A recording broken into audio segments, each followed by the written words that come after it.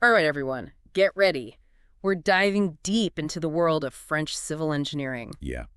But don't worry, no subtitles needed. We're going to be cracking the code on how they design those concrete slabs we see every day in France. And trust me, there's a lot more to it than just pouring some concrete and calling it a day. Oh, I bet.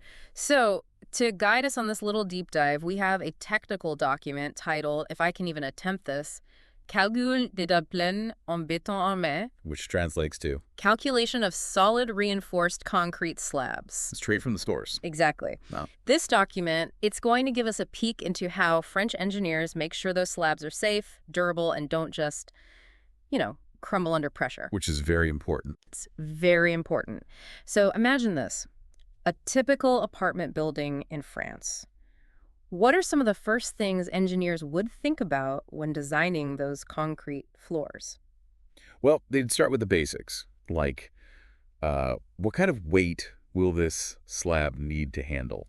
Is it just going to be foot traffic and furniture? Or are we talking like heavier loads, like a rooftop garden or something? Right. And then you've got the distance between the supports. Oh, right. So a small balcony is going to have very different needs from, say, a grand living room.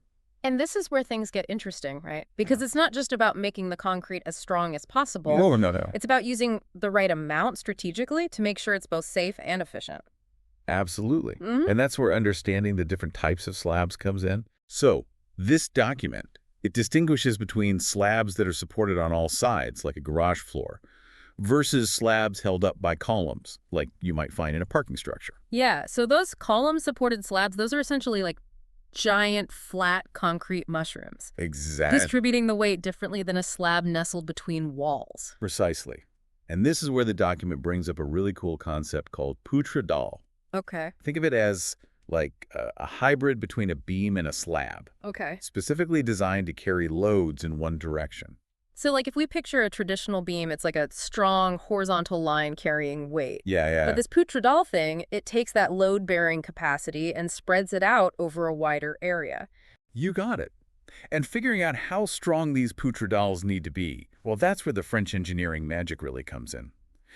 The document lays out a couple ways to do this. First, there's the Méthode Forer. Méthode Forer, okay. Yeah, you can think of it like a go-to guide with these preset formulas. Okay, so for those more common scenarios, engineers can use these formulas. Exactly. For a safe and efficient design. Gotcha. But, and there's always a but, right? These formulas, they come with some conditions. Right.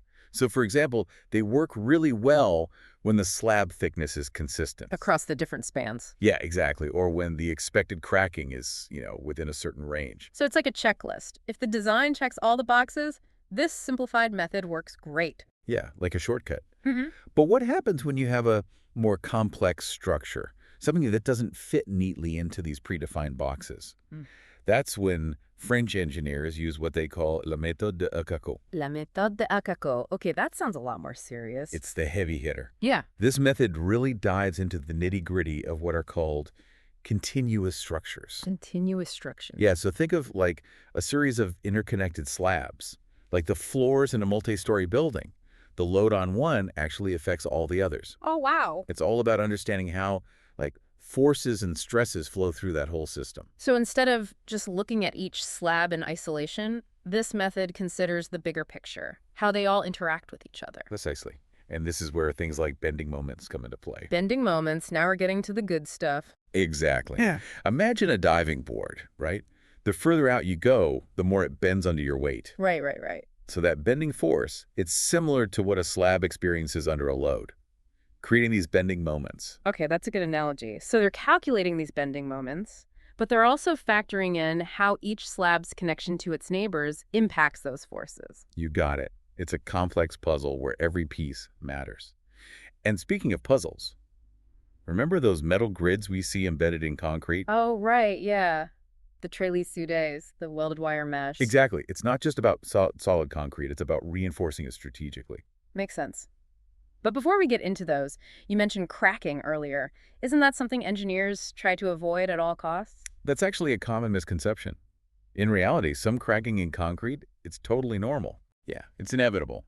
And often it's even desirable. Desirable. Cracks. Yeah, it's all about managing and controlling those cracks. So making sure they don't compromise the structure. Exactly. Think about it like this. Mm-hmm. A totally rigid structure, it might be strong, Okay. but it's also way more prone to, like, sudden failure, Oh, right. but a little bit of flexibility. Well, that can actually make the structure more resilient to, everyday wear and tear. That's a really interesting way to think about it. So how do engineers determine that acceptable limit for cracking? It's like finding that balance Hmm. between too much cracking and not enough. Yeah, yeah. And the French document, they actually have different levels of acceptable cracking. Oh, really? Yeah, they base it on how the structure will be used. Okay, that makes sense. So like a water tank, that's going to have much stricter requirements than, say, a parking garage. Right, because even a tiny crack in a water tank could be a huge problem. Exactly. And this is where those triosoudes we talked about come in. The welded wire mesh. Yep. Those grids, they act like little reinforcements inside the concrete, Okay. helping to distribute the stress and keep those micro cracks from becoming major issues. So it's like adding a safety net throughout the concrete. Even if there are cracks, they're controlled. Exactly. A perfect Mhm. analogy. And the document, it goes into a ton of detail about, like, the spacing of those mesh panels, the size, even the orientation. Wow. They determine all that based on those bending moments we talked about. So it's like they've thought of every way that slab could bend or flex, and they've come up with a way to counteract it. That's what engineering is all about, right? Understanding the forces Mhm. and then designing systems that can handle them. And speaking of handling forces, let's talk about those support zones, Okay. where the slab connects to the columns or walls. Those areas must see a lot of stress. Yeah, I would imagine so. Those are high traffic areas. Right, exactly. Okay. And this is where those triosoudes, they really show their value.